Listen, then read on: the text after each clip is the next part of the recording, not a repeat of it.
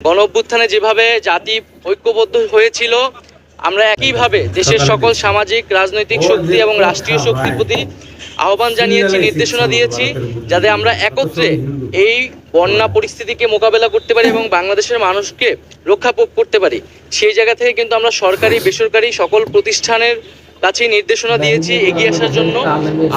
তিন বাহিনীর প্রধানের সাথেও আমরা আলোচনা হচ্ছে যে কিভাবে আরো দক্ষতার সাথে আমরা মানুষদেরকে উদ্ধার করতে পারি, এবং সকলের কাছে সরকারের পক্ষ থেকে সেই আহ্বানটি থাকবে যাতে আমরা একত্রে কাজ করতে পারি। ব্যবসায়ীদের প্রতি বিশেষ আহ্বান থাকবে যাতে তারা এখানে মানবিক দৃষ্টিকোণ থেকে এগিয়ে আসে। উজানের পানি বাংলাদেশে ধেয়ে সেই বন্যা পরিস্থিতি তৈরি করছে এবং কোনো ধরনের আগাম সতর্কতা এবং প্রস্তুতি নেবার সুযোগ না দিয়ে এই যে বাঁধ খুলে দেওয়া হয়েছে, এটির মাধ্যমে ভারত অমানবিকতার পরিচয় দিয়েছে।